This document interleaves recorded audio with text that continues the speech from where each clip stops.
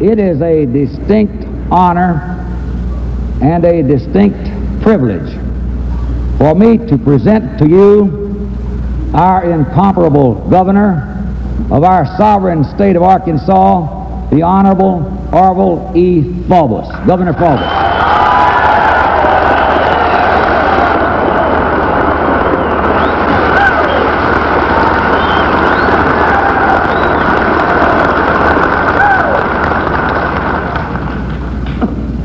Governor and Mrs. Wallace, other platform guests, ladies and gentlemen. In the Arkansas Gazette of May 1st, 1964 is a news story headed, "Faubus prediction shows he laid egg, Ham says." The truth of the matter is that I made no such prediction as was stated in the Gazette story, and Mr. Ham is one of the main voices for Mr. Rockefeller. Later, the Gazette ran an editorial headed, "Mr. Faubus bats zero." So far as a correct stand on issues and the defense of decency is concerned, the Gazette has been batting zero for too long already.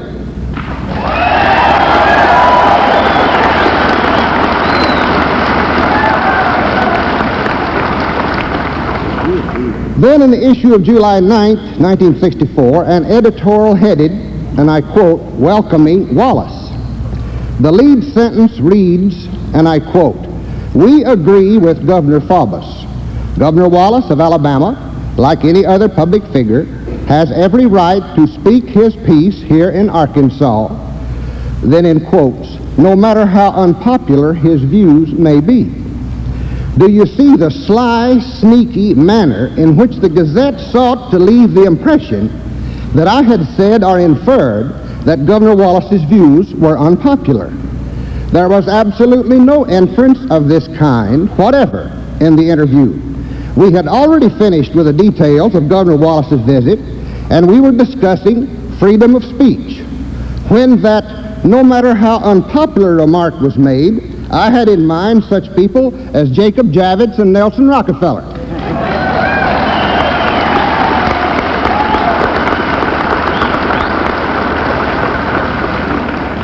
I thought it might just be well to indicate to Governor Wallace that he can't expect a favorable editorial from this newspaper tomorrow. You know, in the past,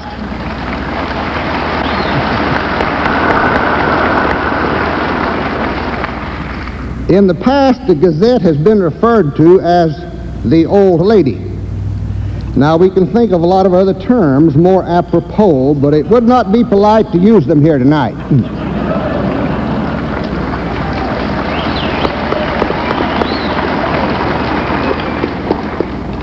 Now, I have the honor and privilege tonight of presenting to you a man known throughout America and the world. He is an able chief executive of one of our fine neighboring states. His efforts to defend the Constitution of the United States and to uphold freedom in America have won him fame and renown. His recent excursions into northern states, where he was a candidate in the Democratic preferential presidential primaries, have shown that his name has become known with favor to tens of thousands of people outside the Southland. In Wisconsin, running against the state administration, the federal administration, all the local administrations, the organized opposition of the news media, and other groups, he received 35% of all the votes cast in the Democratic primary.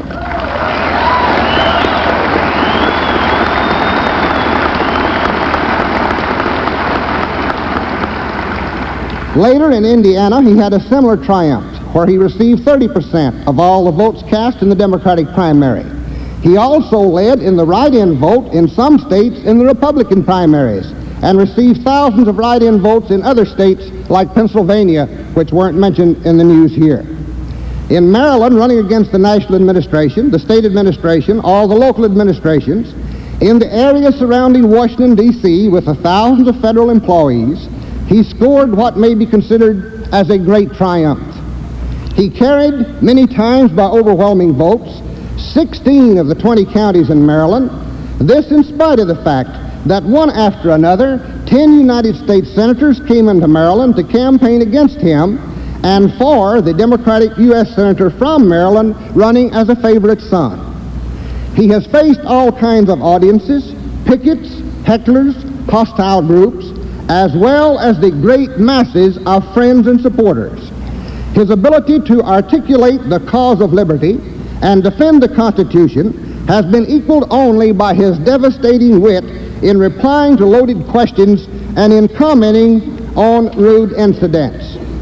In one area, an organized group got up during his speech and with great noise and demonstration walked out of the meeting. The press report said this group numbered about 600, but some 3,000 or 4,000 were left to hear the governor. He waited imperturbed and patiently for the organized hecklers to depart. He then commented, quote, "And I always thought the hallmark of the liberal mind was to hear all viewpoints." The use of 10,000 words could not have been more devastating than that remark. While he is often accused of bigotry and prejudice, he has continued to display tolerance, understanding, and good humor in the face of many severe trials. He has shown by example that those who oppose his viewpoints are really the ones who plead guilty by their actions to bigotry and prejudice. I believe in these days that great efforts are being made to destroy the Constitution of the United States and to bar the door of freedom and liberty in the face of the people of this nation. I give you now a man who has displayed wit, logic, reason, good humor, and imperturbability in the face of the most severe trials and circumstances, a man with the courage of a whole jungle full of lions, and the man who, perhaps, is doing more than any other in this nation to keep open for the people the door to liberty and freedom in America. It is my honor and my privilege to present to you the Honorable George Wallace, Governor of the Sovereign State of Alabama.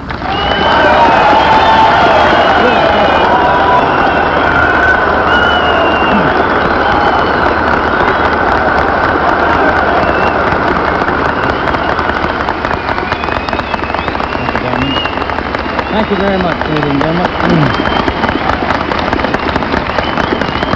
Well, thank you very much, Governor Faubus, for your gracious introduction. Mr. Chairman, Mr. Guthridge, Attorney General Bruce Bennett, Judge Jim Johnson, Congressman Dale Alford, Secretary of State Kelly Bryant, Mrs. Faubus, and ladies and gentlemen and friends in the great state of Arkansas. And I also want to acknowledge on the stage here tonight a friend of mine that I met when I was at Ouachita College in the Air Force many years ago, when I was a private. And my wife was with me, one who befriended me and all of those who were members of the armed services there at that great institution, my good friend, Ms. C.M. Mom Sanders. Mom, I want you to know that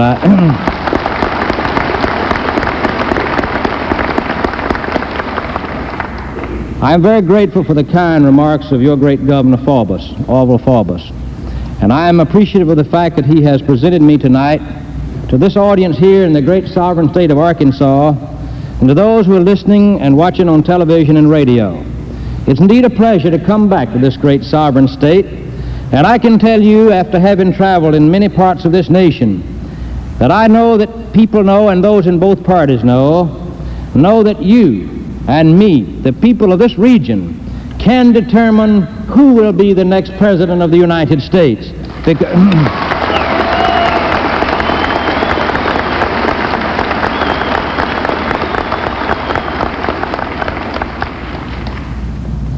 In introducing me, Governor Faubus mentioned about the vote that you and those who espouse the philosophy of local government and states' rights and individual freedom and liberty and the Constitution of the United States received in states outside of our region. For instance, the last campaign that we ran in, we received 43% of the votes, and they did the counting. I don't know how many we would have gotten if we'd have been in on the counting.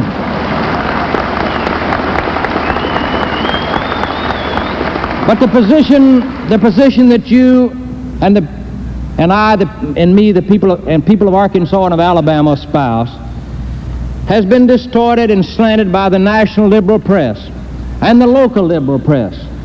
They try to make it appear that we who want to solve problems within the context of the American system and the preservation of the Constitution of the nation are bigots, that we are prejudiced, that we are biased, that we are immoral.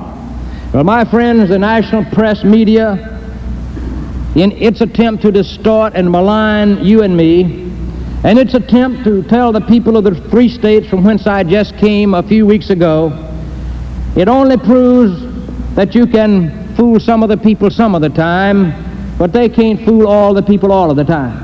And I think a typical example of the national press and what they try to do to you and me and to the people of this great region of the United States is best illustrated in the fact that I was invited to speak to the National Press Club recently, and when I spoke there, we had the largest crowd, they said, since Khrushchev and Castro spoke, so I drew as large a crowd as they drew to the National Press Club in Washington, D.C.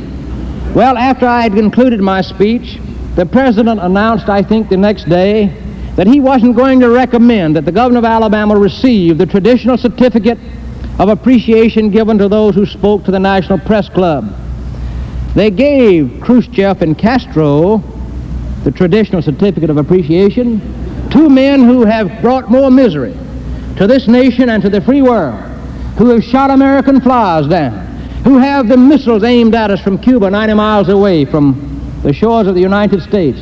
They gave them the traditional certificate of appreciation, but they don't want to give the governor of a state like Alabama or Arkansas because of what we stand for. So I would like to say tonight, who all's listening, that as far as I'm personally concerned, the National Press Club can take that traditional certificate and they know what they can do with it.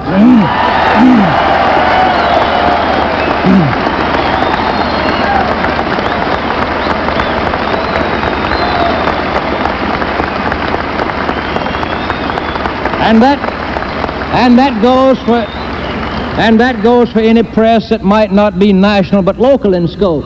I want to tell you this, my friends.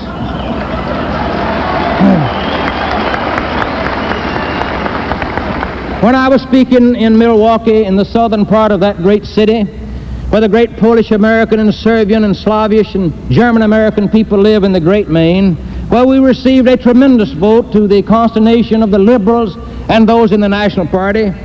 I remember one night speaking to 3,500 people in the Serbian Village Hall, and I heard those from the audience say, play some southern songs to the band upon the stage, and they did, and then they said, play Dixie. And they played Dixie, and 3,500 people stood and sung Dixie in English and in Polish, and I tell you, it sounds good in both languages. And after the speaking was over,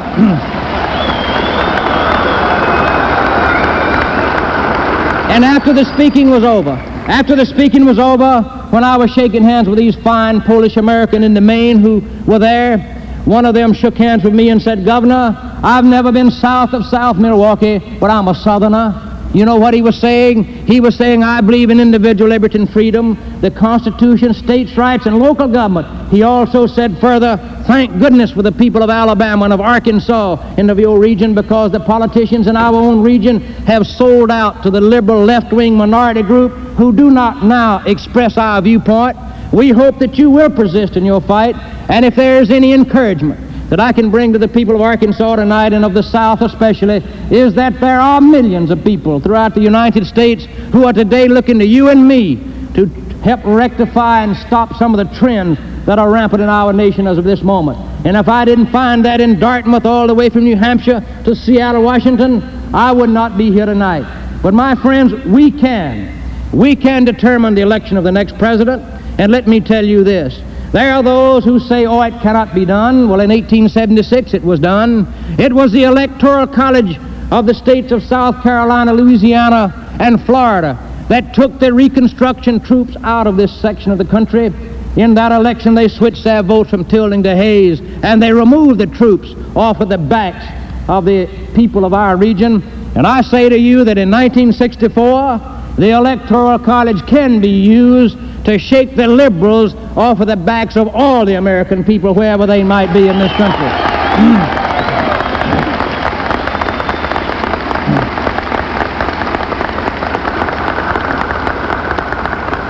Yes, my friends, I'm tired of being taken for granted by either national party.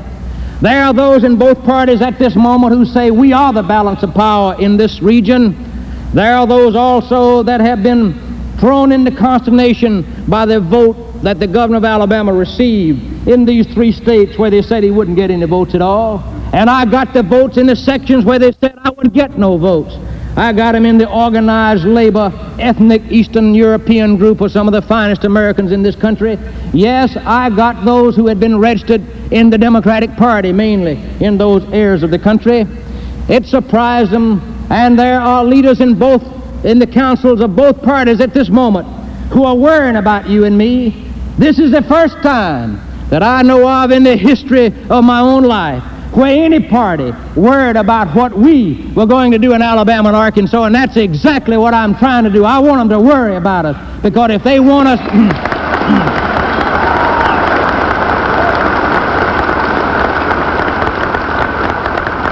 If we are the balance of power, and we are, then we ought to be treated as a balance of power. And if either one of the national parties want us, then we deserve more than a crumb from their table, because we want something that we can positively stand for. And that which you and I stand for, you and me stand for, rather, is what millions of people in this nation stand for, if given only an opportunity to express themselves. Yes, my friends, if we in this region can hold together after November the 4th, when the people of Arkansas and of Alabama and of our region control the balance of power as between the 2 national parties, then neither one of them can be elected without us. And the only one who will get the votes of those of you and me will be those who will enunciate to the American people some principles upon which you and I stand. If we have the balance of power, then we ought to be treated as those who hold the balance of power. There are those who say it won't work. There are those who say we ought to get out of the mainstream of American politics. Well, the mainstream of American politics has carried you and me down to the road to statism and socialism and the destruction of the Constitution of the United States, and I am, for one, am already out of the mainstream of American politics.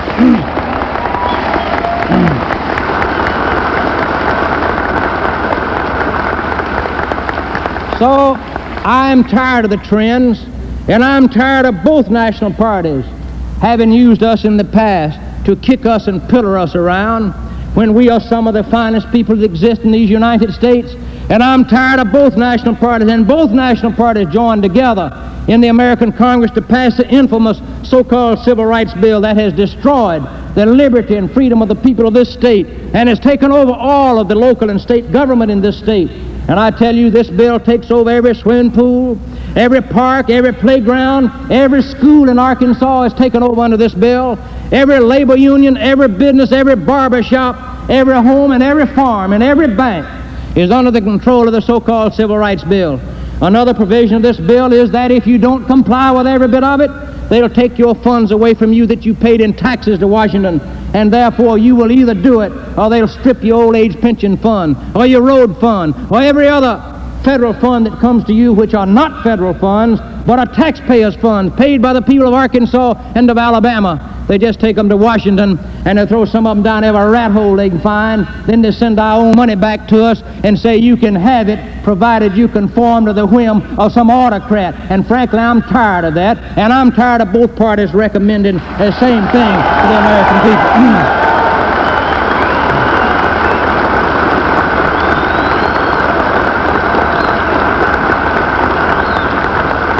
If you will check the platforms of both parties in 1960, you couldn't tell one from another, because both of them tried to use you and me, some of the finest people in this nation, as a whipping boy, and they did. So, my friends, it's time for you and me to stand up, because we must keep one foot in the door to freedom, and we can. I'm tired of every left-wing paper in the country telling us who stand for free enterprise, stand for individual liberty and freedom, and the solution of problems within the American system, as I said a moment ago, are downright immoral. I'm tired of a federal court system that tells me we are the only ones that know what fair play is, a federal district judge who says the legislature can do this, the governor can do this, the mayor can do this, or we'll put you all in jail. The time has come in this country for you and I to show them And if we do show them after November the 4th the balance of power, I can tell you the votes they get, whoever gets them, would get them on the promise that he would help us straighten the judiciary of this nation out, because, my friends, this may sound a little rough and tough in its sound, but I mean it.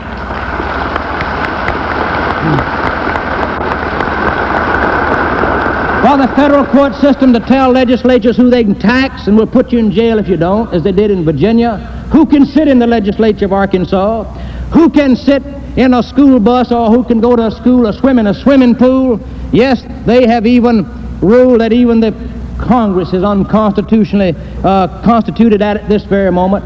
The point I'm trying to say is, this may sound a little crude, but I tell you what, the federal court system, and I get my word from Jefferson and Jackson and Abraham Lincoln and Franklin Roosevelt, who said worse things about them than I do, and if they said them, I can say it too. The federal court system, with few notable exceptions, is a sorry, lousy, irresponsible outfit in this country.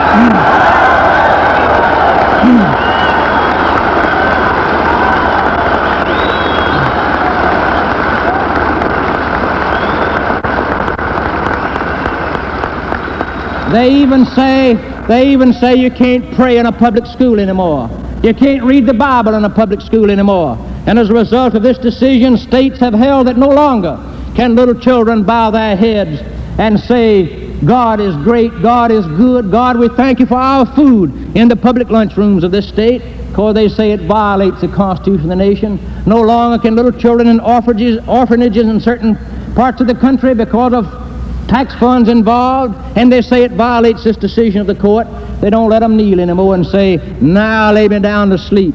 If I should die before I wake, I pray the Lord my soul to take. That's unconstitutional. But the Supreme Court says that you can send scurrilous, lewd literature through the mail all you want to. Yes, my friends, somebody needs to run for president in this nation who speak as you and I do. We ought not to have a negative approach for any party, because I can tell you this, they are worried in San Francisco, they are worried in Atlantic City, they are worried in the high places, and let them worry, because if they worry enough, maybe they'll give us something that we can go on.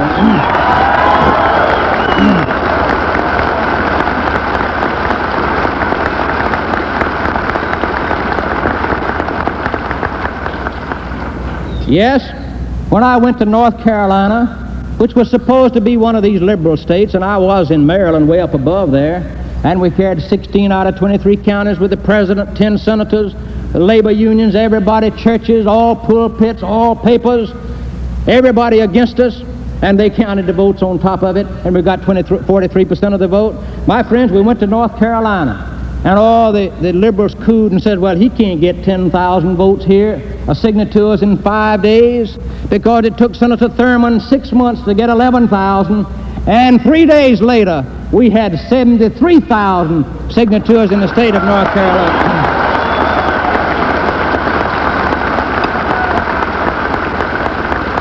And that total at this moment is 86,000 as of this moment. Yes, my friends, never have I seen in the history of my own life the people disturbed about trends in this country, disturbed about the destruction of individual liberty and freedom and the Constitution of this nation, disturbed about liberal left-wingers, pro-communists who have entree to every high place in Washington. But you and me, because we don't belong to commie front organizations this long, we can't go in high places in Washington, D.C., because they're afraid we might hurt them. I can tell you this, as long as I am the governor of a state just like that of Alabama and represent as good a people as I do, I can tell you one thing, I'll never go in the back door. If I can't go in the front door, I'll never go in at all, because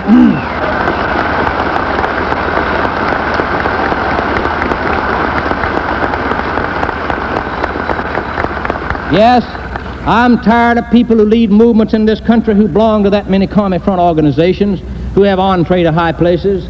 I'm tired of people themselves who are wine and dine, who write, such as one man, Langston Hughes, who was entertained in the White House a couple of years ago, who wrote the poem Goodbye Christ, Hello Revolution, who wrote the poem that I want to see the day come when there's another S in USA and it'll be United Soviet States of America. Yes, I'm tired of those kind of people, because I tell you what, if you or me were president, or we had anything to do after November the 4th with who is the next president, and we can by holding these electoral votes, I tell you what, one of the commitments would be that that crowd never would be able to set foot in the White House or the president's office, and that we would enforce every law in this country that puts these folks who would destroy this nation in their proper place. And I'm talking about the communists, and I think you know who I'm talking about.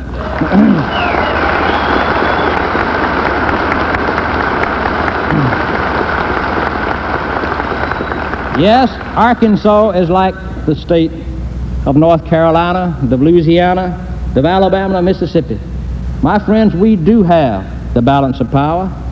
In 1960, had not Mr. Kennedy and Johnson received the 7 states electoral vote, including Arkansas, then Mr. Nixon would have been the president. And had those 7 states held their votes in the electoral movement by giving them to the governor of Alabama, say, as I will ask the people to give their votes to me in this state, then neither one of those candidates would have received a majority of the votes. And the effect of it would have been after November the 4th, not to throw it into the House, as the critics say, but then between the election, which is 5 weeks before the Electoral College meets, we could say if mathematically the governor of Alabama cannot receive enough votes to be president, then those votes that we held would determine who the next president was, and that next president would have to enunciate the principles for which you and I stand of local government, of states' rights, and of fiscal responsibility, and no working any vehemence against our own section. Those are the things that he would have to do. It'd be similar in some extent to a coalition government as is formed in some countries. And then if neither one of the national candidates said we will not subscribe to those states' rights philosophy and principles, then it would be thrown into the House of Representatives. And then if the Democratic delegates in those southern states voted for me, and were those states who have an even number of Republican and Democrat, which are 4 or 5 usually, that would mean that there would be a maximum of 38 or 40 states from whence one candidate must receive 26 votes. He could not do it without some of the votes of that region from which you and I come. And therefore we could determine who the next president was, and in my judgment this is a way that we can shake the liberals off the backs of the American people. I appreciate you being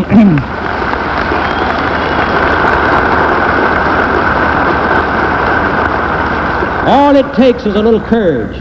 All it takes is a little say, well, we will move forward on this new idea. And I tell you, if we have just a little bit of what it takes inside, we can do it and we can win.